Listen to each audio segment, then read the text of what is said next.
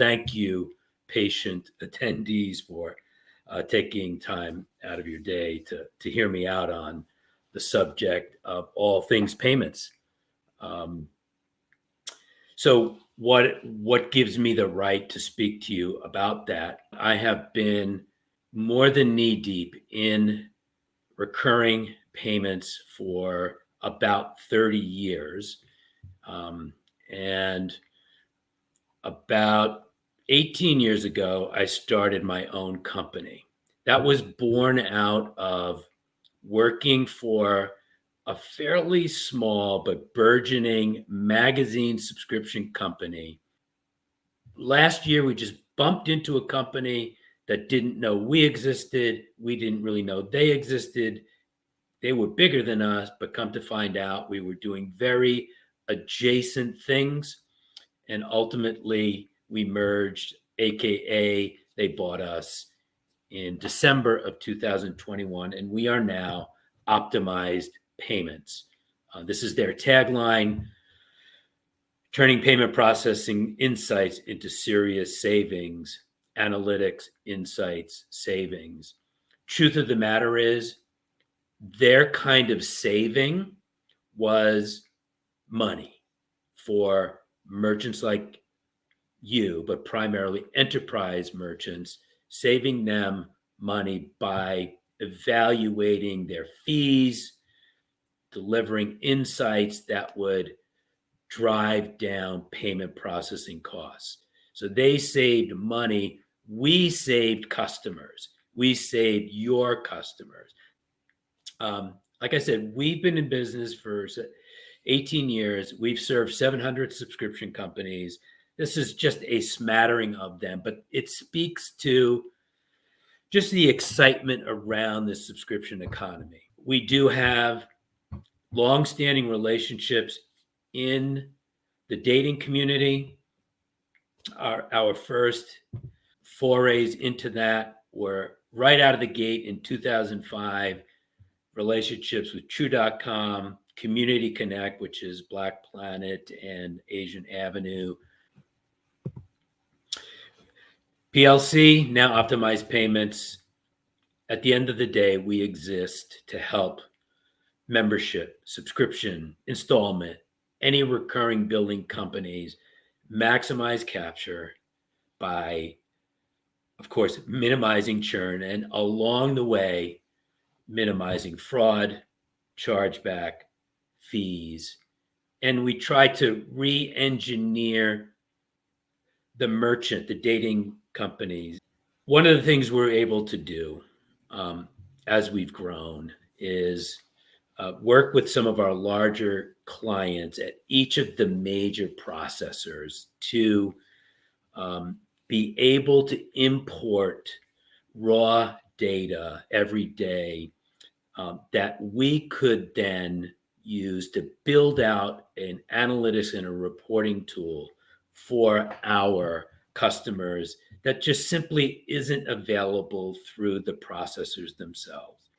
So what I wanted to do today was just, and at the risk of being too simplistic, here's where we're at in my best Staten Island slang, right? After COVID, after the continued 10-year rise of the subscription economy, to the point that we said subscriptions are saturated, yet subscriptions are expanding relentlessly. Here you see on the left a 10-year comparison between the performance of companies that sell subscriptions only, that's called the Subscription Economy Index, versus the S&P and U.S. retail sales. So just that relentless uptick in the subscription economy. And again, I can't, if this went back to 2004, which is when I started in my business,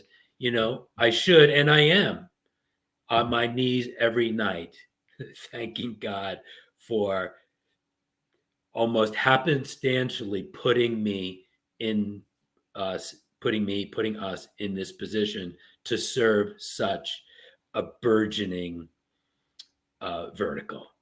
And then on the right, you just see the 4-year subscription economy index in terms of growth, S&P 500 versus the subscription economy index. And you know very well, even as business professionals, even the SaaS programs you want today, QuickBooks, Adobe, Microsoft, it just retrenched as all subscription now, right? And so that in itself, those marquee entities are making a statement to us all that we get it.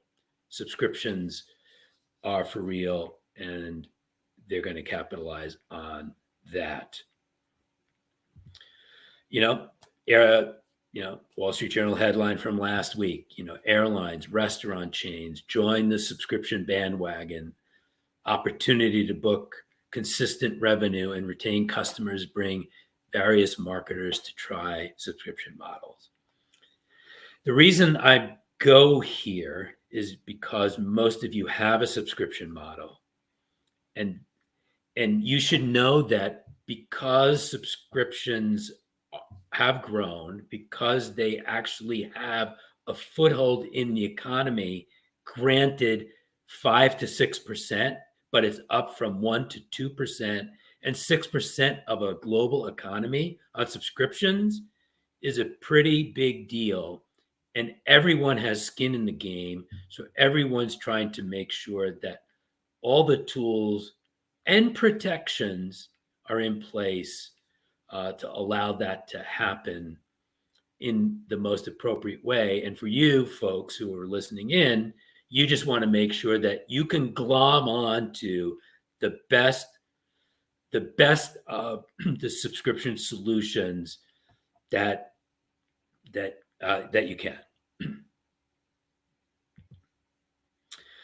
So sorry for this cluttered screen, but I just want to say and show you that the economy is soft, very, very soft.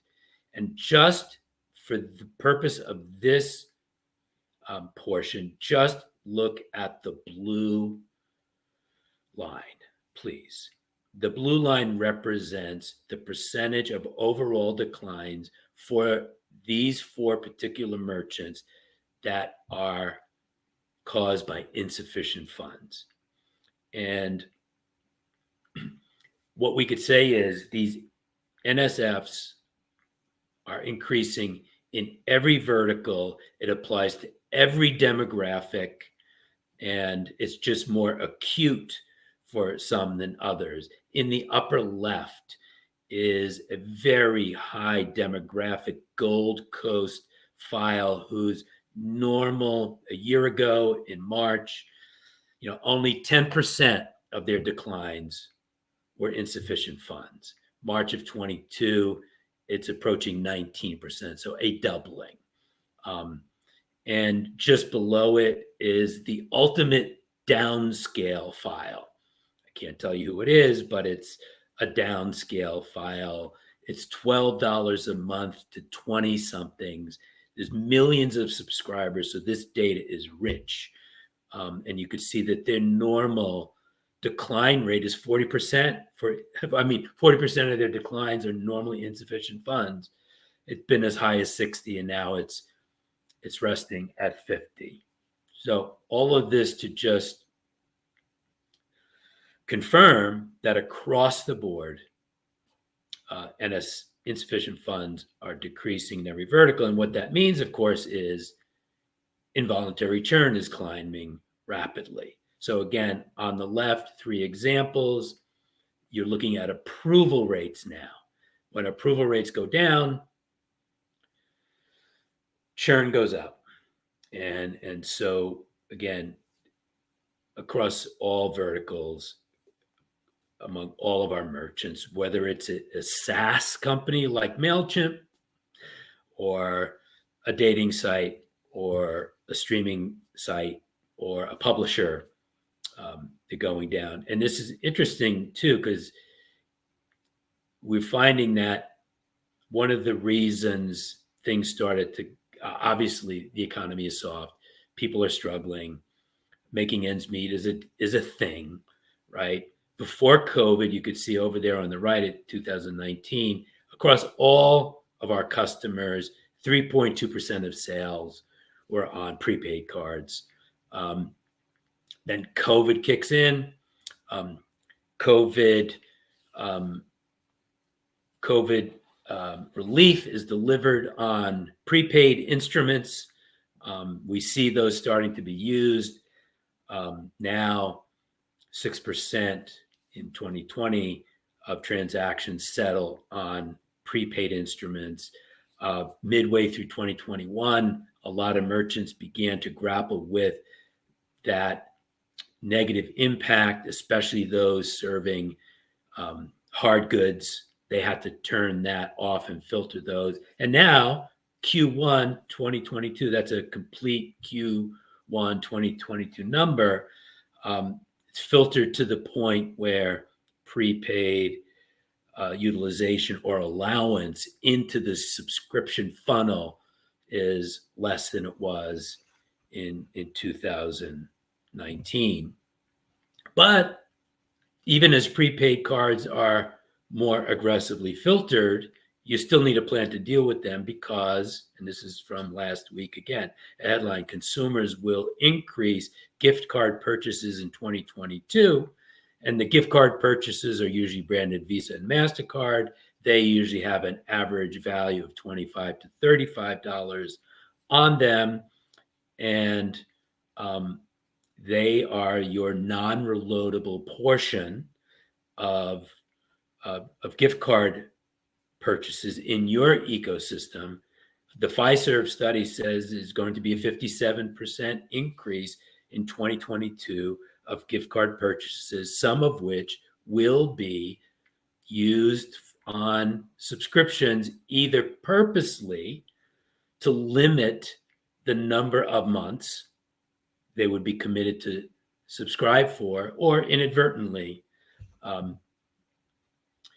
Hopefully you could see this, but again, we have very rich data in our system. This is our top 10 merchants and their volumes just for March. And I just wanted to show you as an example, just aggregated volume and their approval rates by issuer. You could see the difference between a traditional bank, American Express, Discover, JP Morgan, 77% approval rate on 15 million authorization attempts, right? Down to the ones that I've highlighted, those are all almost exclusively prepaid issuers.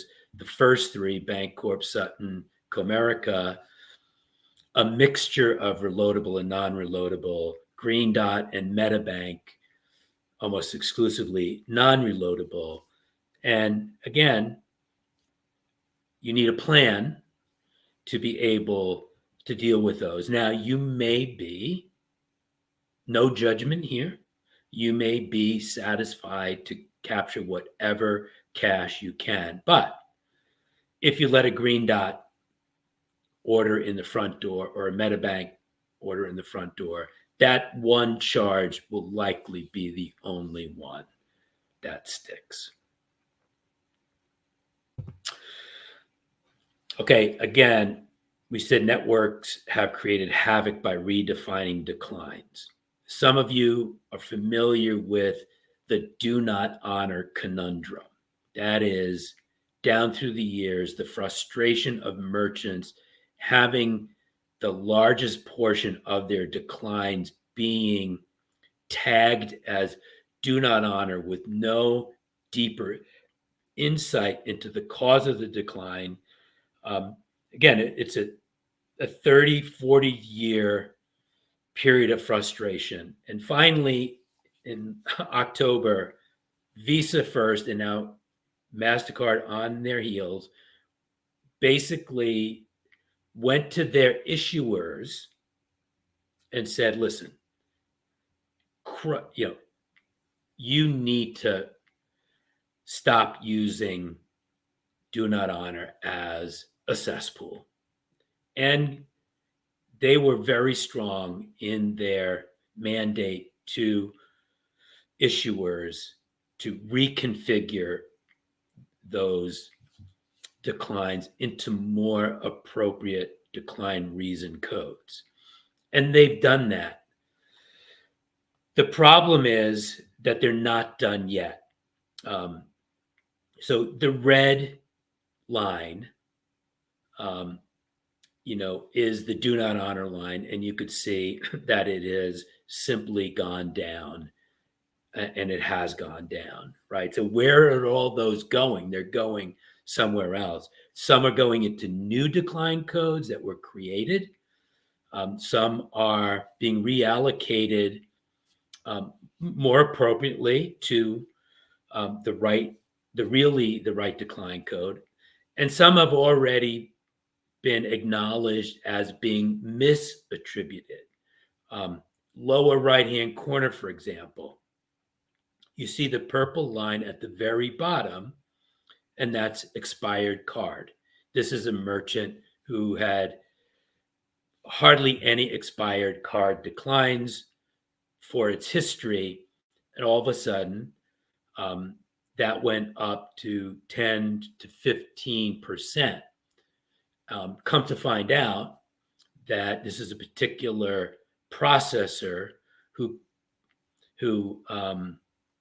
it's come to find out it's MasterCard, and they inappropriately recast a lot of the do not honors as expired card. They didn't really belong there.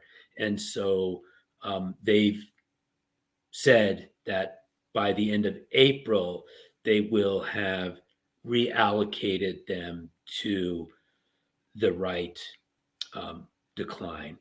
And again, why am I bringing this up? Just in case you didn't know about it, there's a lot of disarray in declines right now.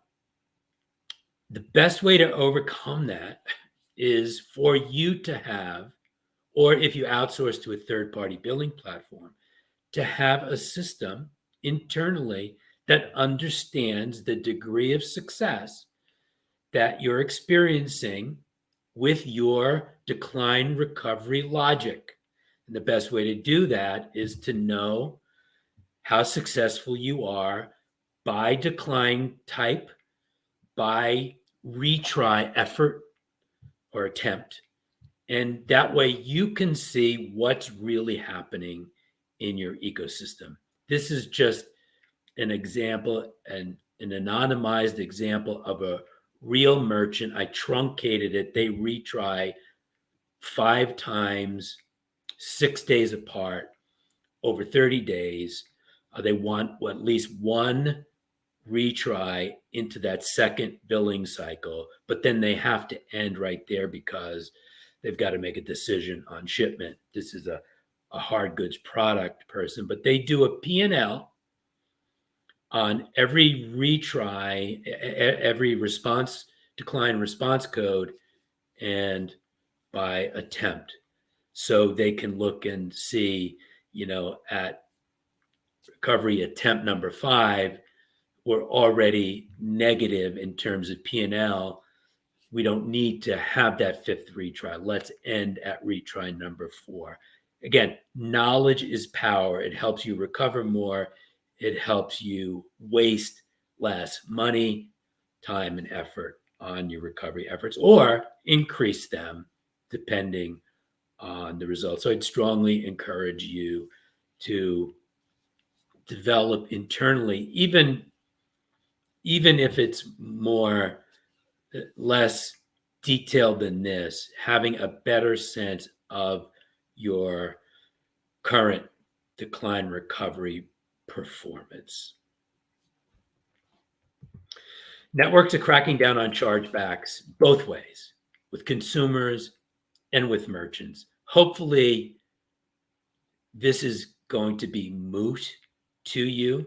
But what we've seen now is basically each side gets one shot, and that's it. MasterCard has collapsed the protocol. Customer could charge back. The The merchant needs to be sure of what they're doing. If they represent, it's likely it's going to succeed, and the customers can do it again, but they're likely going to lose again. But the point of this is to alert you, and forgive me if you already know about this, but this is a weapon that I'm pretty excited about. It's a weapon that if you'll use it, it'll eliminate your chargebacks completely, basically without doing a thing. And I'll talk about that more in a second when we look at solutions. Again, networks have developed challenging recurring rules. It is now by rule from MasterCard that every successful recurring charge needs to initiate a post-transaction receipt with clear cancel instructions. It's ludicrous, especially for monthly billing, but it is actually on the books. So you need to know about that. Also, there are decline response codes that now come, all decline response codes now come with an added piece of information called a MAC. It's a merchant advice code, and they are advice codes 1 through 4. 1 meaning this is a decline you cannot, you should not, and we're expecting you not to retry. But if you do and you choose to, we will fine you, penalize you 10 cents per retry of a restricted MAC code decline.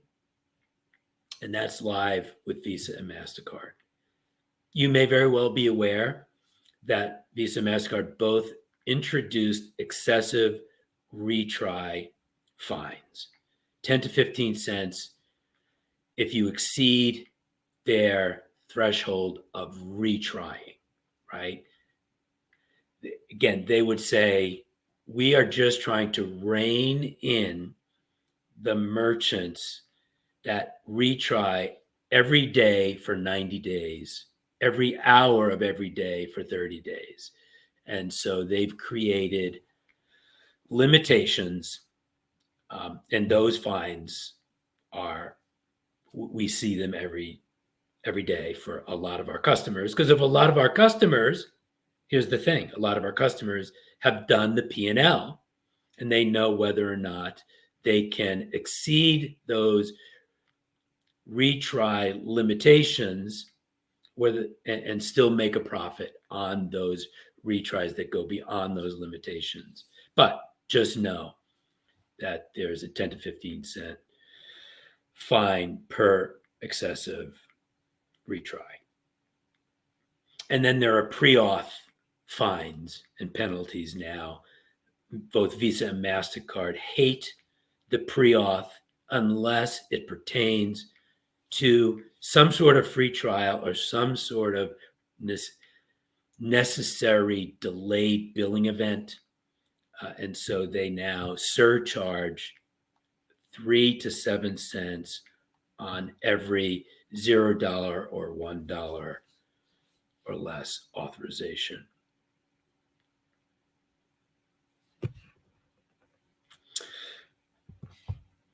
Okay, you're about to experience a price hike for Visa if you do not use network tokens.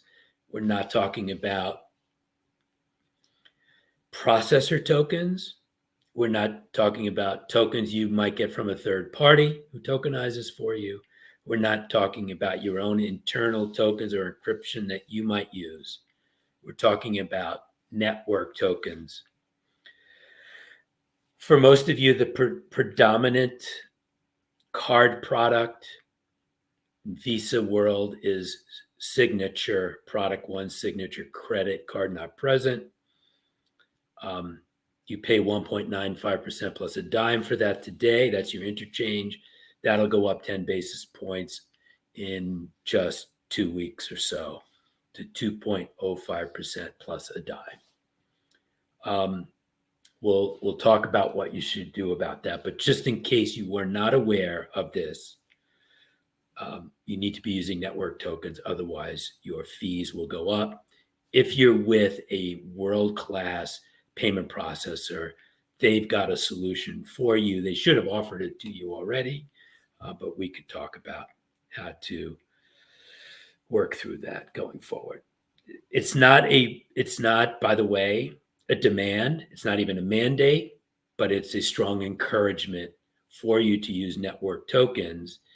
And if you do so, then those network tokens are highly portable, and we'll see some of the other benefits of them shortly. So, as I said, most of these issues have solutions that we can actually make lemonade out of these lemons, the silver linings. And the most important one, the reason we exist, and probably the thing you care about the most, is crushing churn so that we can capture more. And back in the day, there were these unique tactics that people used to use. They used to have retry logic. They used to use account updater as a device. They used to try to figure out, what their tumbling logic for stale expiry dates should be. But those can't stand alone anymore. Well, they shouldn't stand alone anymore. You need to weave those together into the most seamless safety net you can. So intense but smart retry logic in tandem with every bit as intense account updater engagement, along with smart, stale expiry date tumbling logic. Those are the things that you can do. They seem so benign, but they are just so important. And again, if you can track this yourself, I showed you a decline recovery report. I could show you what happens when you intersperse account updater between your retry events and the supercharging that happens as a result, as it brings to life hard declines as well as recover soft declines that would normally be recovered in a recycling scheme. And the other thing you should think about is third-party decline salvage. How important is subscription detritus that's kind of left, that's falling off the table? Well, it's such a pronounced and profound amount of money that's being lost because of terminal declines and failed payments that, and you probably know this, that an entire vertical has arisen in just a year or so just to deal with decline salvage. You do all you can do, but then you're still left with the majority of your initial declines not becoming capturable. These third-party decline salvage companies, and I'll name a few of them: FlexPay, Butter, Gravy, Retain by Vindicia. There's enough crumbs falling off the table that each of those are thriving in this world. They have distinctions. They have different ways of recovering your declines. Some draconian, some with a softer touch. But so we'll talk about why this all of a sudden, this used to be off limits to any company that was challenged by chargeback thresholds and getting in trouble because of chargebacks. We'll talk about how that should no longer be an issue in the very near future for you. And oh, by the way, yes, convert to network tokens. That will improve approval rates 2 to 5%. We've already seen that is true. Head-to-head, a payment method in the clear, a full PAN presented alongside a network token, the network token will perform better. We can go into the reasons why, but it's absolutely true. There's a lot more trust in the network token than there is in the card in the clear, believe it or not. And of course, you would save from fee increases as well. So it's a good thing. And of course, it's portable. So we'll talk about that more in a sec. Number 2, eliminate Visa chargebacks and reduce MasterCard, Amex, and Discover chargebacks. And we do it by doing these 3 things. A, fight nothing. And I'm sure you don't fight chargebacks. There's nothing to be gained really from, relationship sites that are not serving material goods. I'm sure most of you just accept your chargebacks now. Many of you might be enrolled in a CDRN program through Verify or Ethica or someone like that, Chargebacks 911.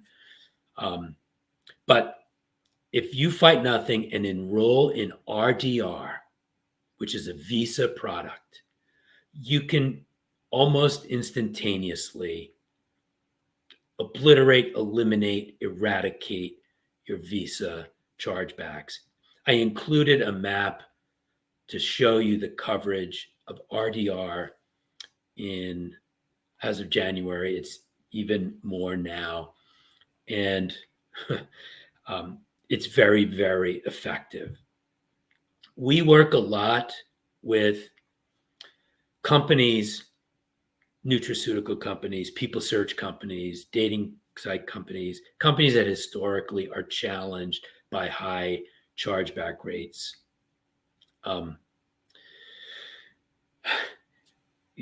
Just an example of something that's recently happened. We worked with one of the largest people search companies. And again, they learned to live with high chargebacks, but their CFO is always wanting to keep track of their chargeback rates so that he can accrue for the penalties and the fines that they're going to have to pay. And I guess, we, as their advisor, we helped their payments team migrate to RDR. And I guess they didn't tell their CFO. And so we got a call, it was last week or the week before. CFO is freaking out. He's monitoring chargebacks every day. And now for 4 consecutive days, he sees no chargebacks. He doesn't know if the system is broke. He doesn't know if they're collecting. He thinks they're collecting orders and payments because he's seeing what seems to be settled funds, but where are the chargebacks? Well, that was the power of RDR. It just took them out.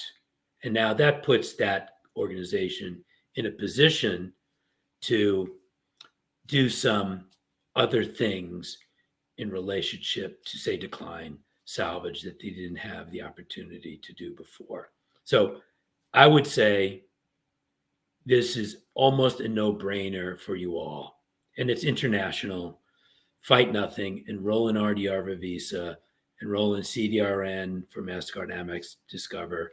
And you'll have a totally different dispute vibe in your ecosystem. And I just want to close by reminding you of this, that the 2 most important factors contributing to payment success is your processor and your platform. Not all processors have tricked out their platforms to provide all the tools which deliver maximum capture. And then your platform, whether it's in-house or outsourced, needs to engage a world-class processor to invoke that logic and harness those tools, which can deliver maximize capture over time. We've spent a lot of time as an organization trying to help customers who have always thought of themselves as being on the margins, that is, some even perceiving themselves to be high risk. And our message has always been,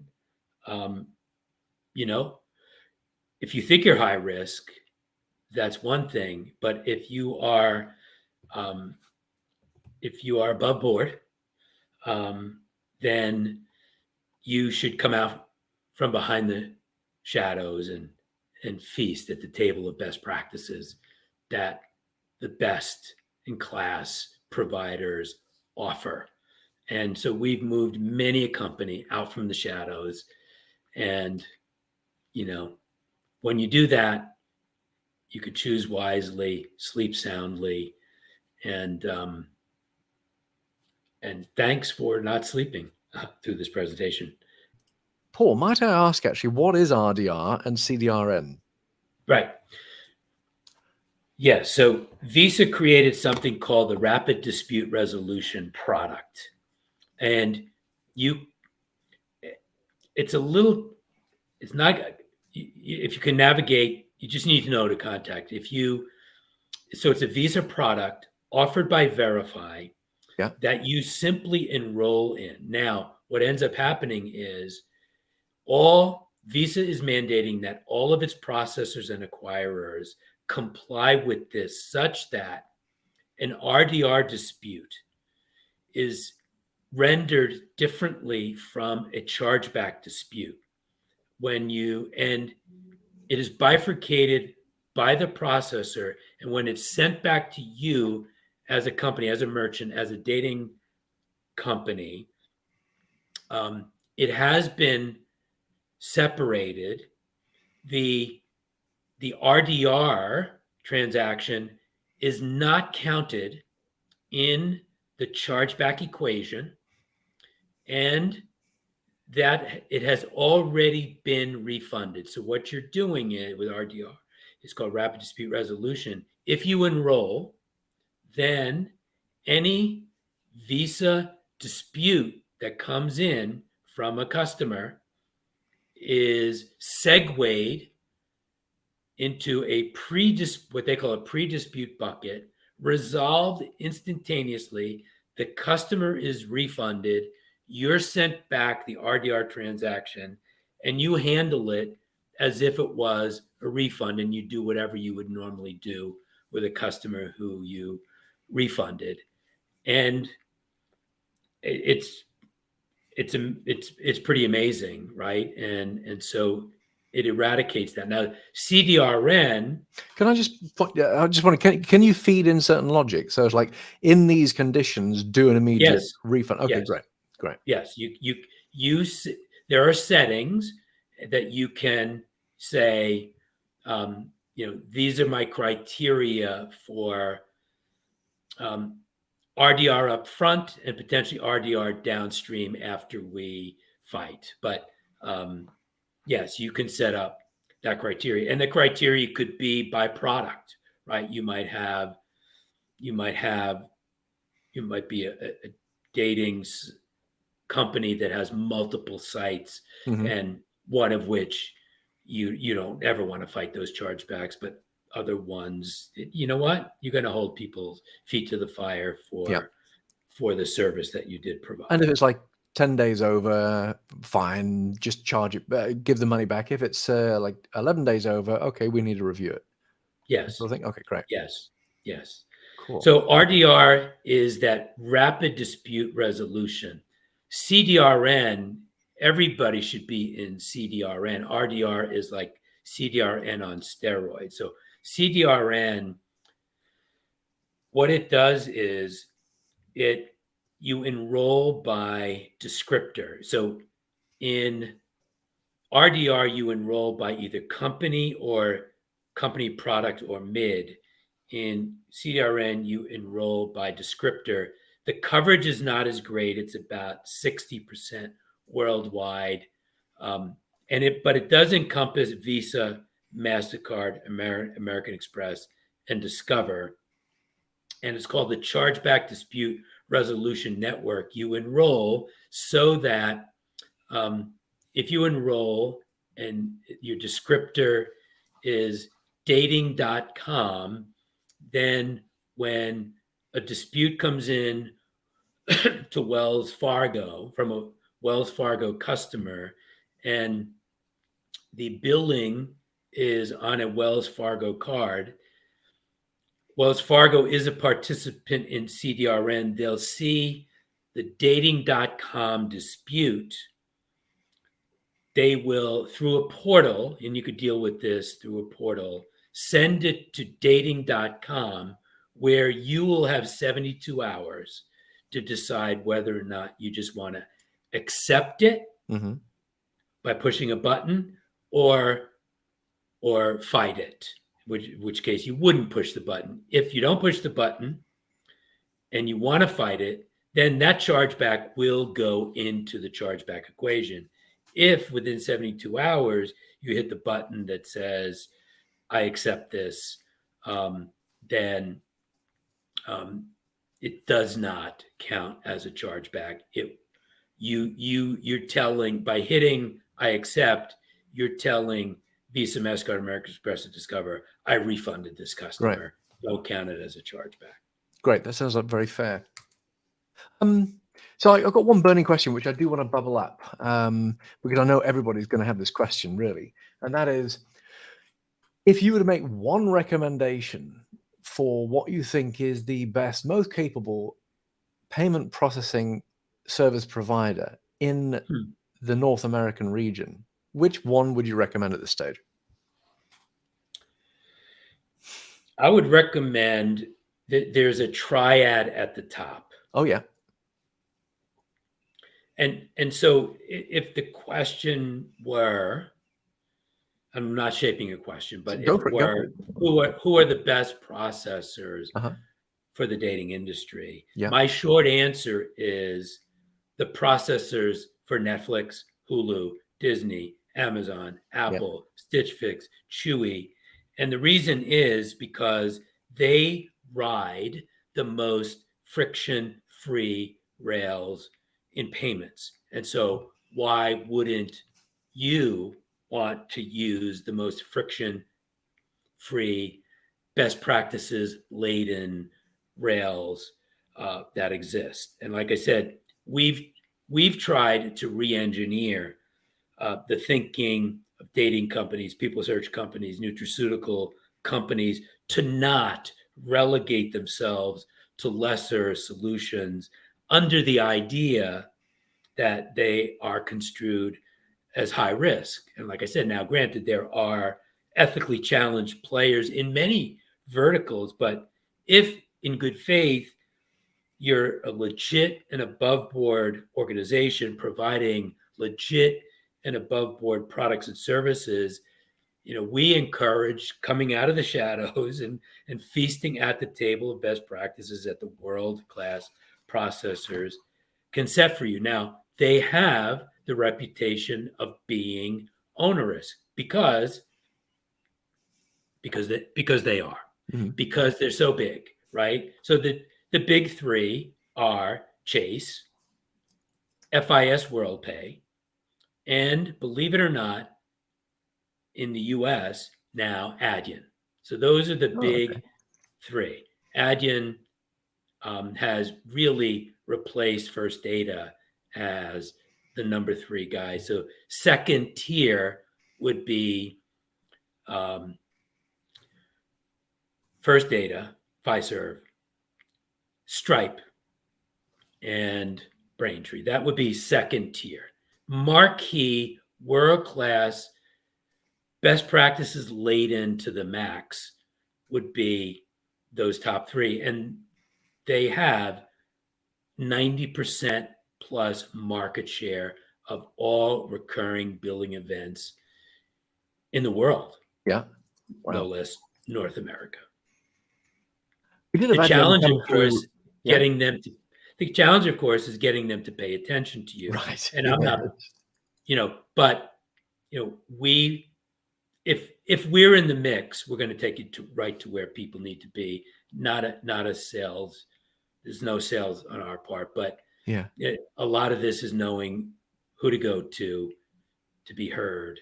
And You kind of so need an that's introducer with these guys. Do you act as an introducer then with these guys? absolutely, Oh, okay, cool. absolutely take you right to the place you need to go, so that you don't, so Chase.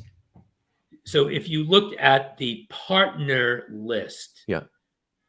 you would see Optimized Payments, formerly PLC, on the partner list for 8 different major processors. It's an interesting scenario in that they've all chosen to consider us a partner, even though they know that we're not beholden to them. We're going to place our customers in where we think is the best fit.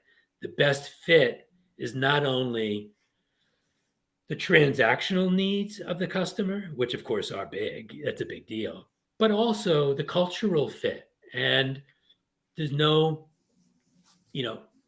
I'm not going to bring anybody to Chase who hates Big Wall Street. Mm-hmm. Or has some, because we need to allow that partnership to develop into the kind of one in which everybody's always paying attention to this artery, so that plaque does not build up in it, that ultimately causes the stoppage of good payments Yeah. transactions from going through. Yeah. Yeah, I mean, I'm right in the crosshairs as a punter that wants to buy stuff and is extremely international. I really get caught in the friction. Living in Malta and Dubai, buying on American cards. It's just it's very difficult for me to buy stuff sometimes. Yeah, a lot of these cards don't even recognize their addresses outside of the USA. It's a real pain. So let me ask you another question from Vladimir Zorig. Restriction was introduced only for MasterCard and Visa and not Amex and Discovery. What was the restriction? I'm not sure which restriction you're referring to, actually, Vlad. So perhaps you can add a comment. I'll just go to comments in a section, but in a second. But you said restrictions, or maybe you can, anyway. Restrictions were introduced only for MasterCard and Visa and not Amex and Discovery? If yes, do you think that Amex and Discovery will follow? I mean, it depends on what you mean by restriction. Right, that's what I thought. Okay, Victor, can you? It could be. Vladimir, rather, can you advise? I'm looking at your comment, not saying it. All right, come back to your question then. So let me ask the next one. Is there any way you think? Right, yeah. Now, one of the things that's a bit embarrassing for us in the dating industry, of course, is that the categorization of the dating industry were lumped in with erotic services. That's been going on for years. When is that ever going to change? Because it's embarrassing. There are some services which are very risque, and okay, I guess they could be lumped in with erotic. Even for them, I think it's not really fair. Erotic services are a little step to the left of what even the risque element of the dating industry are doing. But for PG services, for serious-minded, I mean, eHarmony lumped in with erotic services. That's kind of embarrassing. It's not what they do. It's a far cry from what they try and do. So, how to fix that? Is there any chance of fixing that? Because it's a reputational issue for us. Customer by customer. So this is why you need to be able to have an audience with the right people. So again, Match has been at Chase forever, and so in that regard, they've laid some track there. And so that, at least for the PG, GPG, maybe a little bit of R. There's no reason to wallow in that MCC, that merchant category code.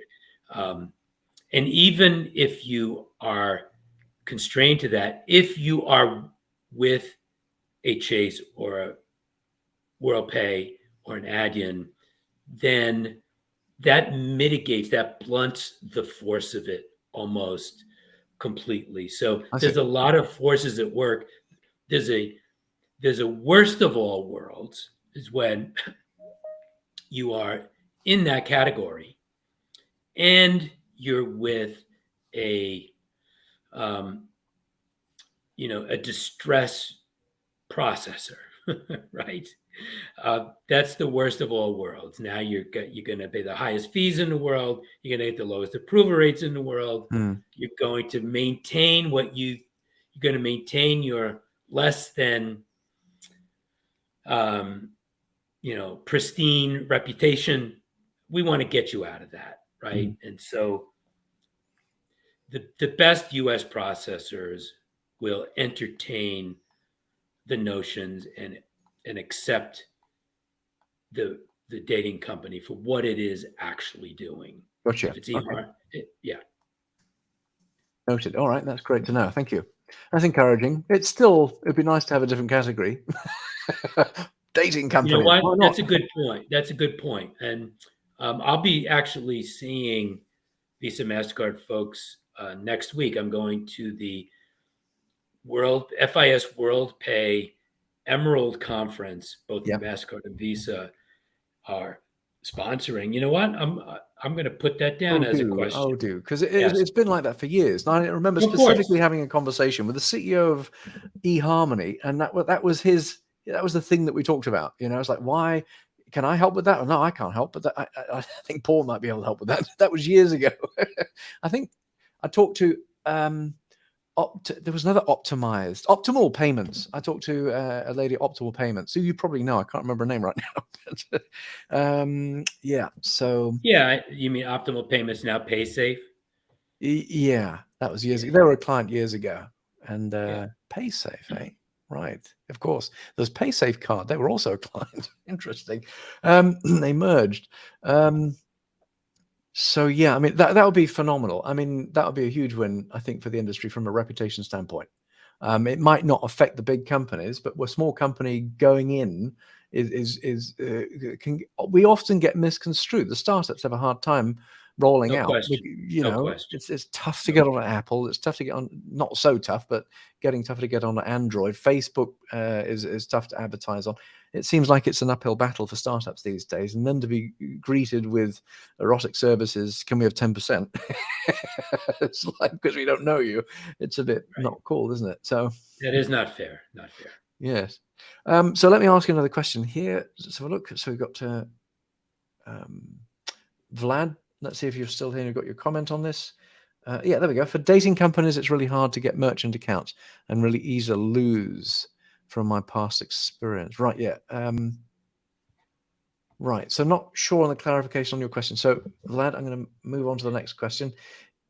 In the case... But again, that's tied to what you were just talking about, and that is the fragility or the myopia in the eyes of certain beholders regarding the legitimacy of the business we're in, right? And so that's why, again, you can compound. That's why I try to err on the side of legitimacy, bringing our customers to the best in class. And if you've got nothing to hide, if your service is legit and above board, and guess what? I'm just sharing something now with you. I mean, the Chases of this world, you would never think that they would do it, but they're taking my CBDs now. And so some of them are opening up. WorldPay has a sponsor bank that allows them to take some verticals that they weren't able to take in the past, some products that they weren't able to take in the past. So we should probably try to capitalize on that.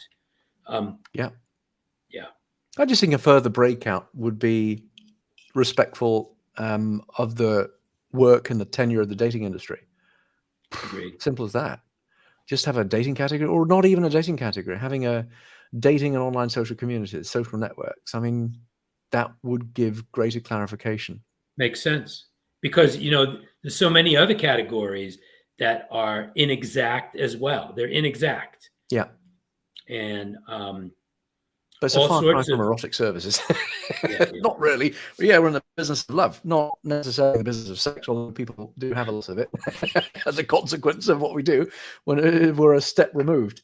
So, right, let's move on. The next question.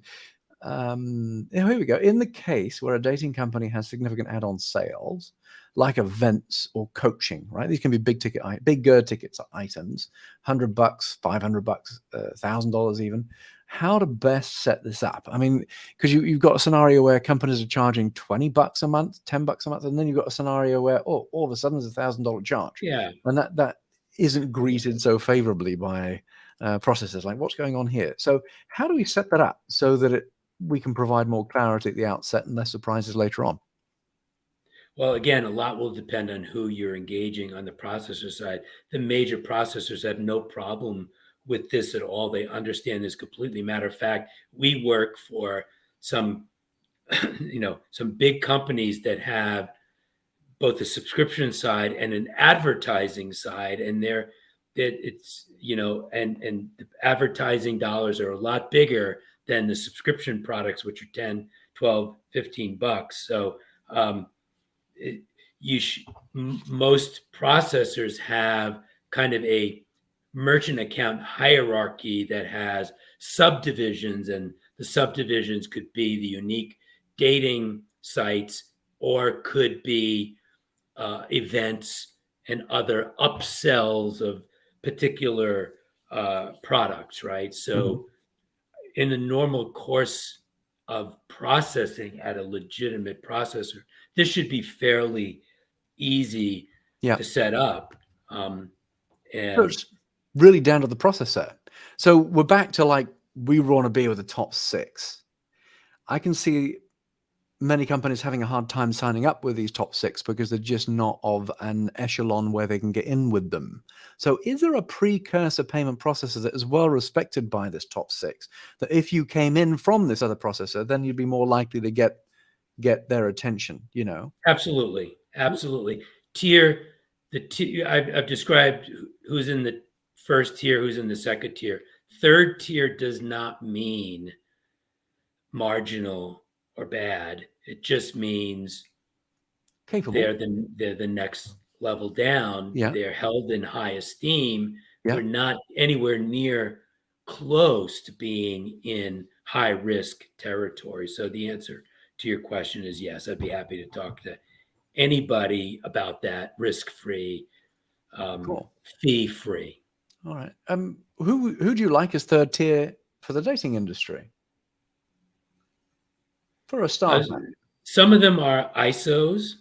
Uh-huh. Some of them are other processors who are trying to scratch and claw their way to tier 2. Okay. Right. And so, yes, there's the TSYSs of this world. They're good. Which one, there will be level 3 is a lot broader than levels 1 and 2.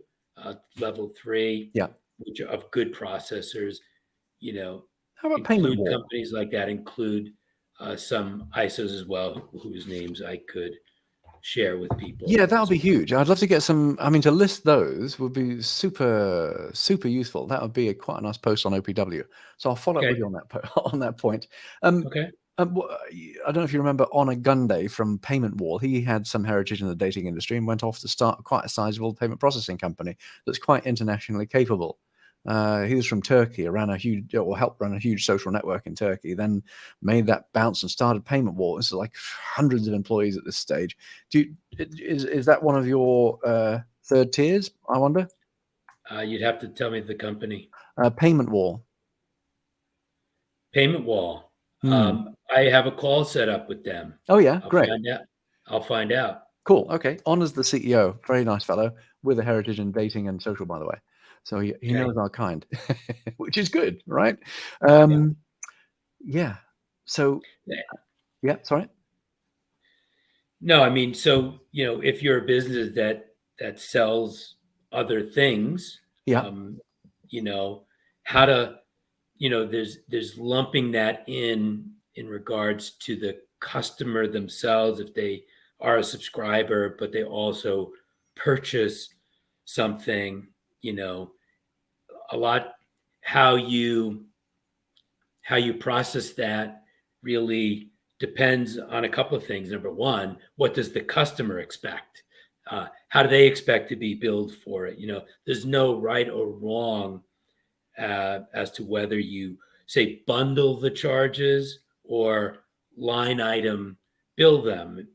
Considerations, of course, include, you know, making sure you use an understandable descriptor Yeah. um, that would prevent chargebacks. Of course, you're balancing that against fees and customer service.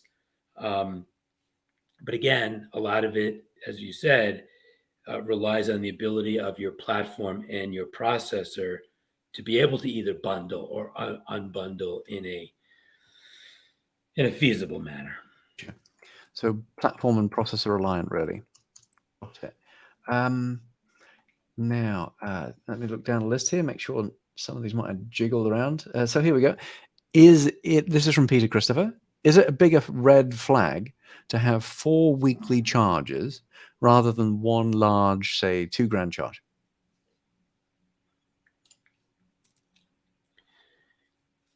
In the future, if you are enrolled in RDR, it won't matter at all because none of those are going to come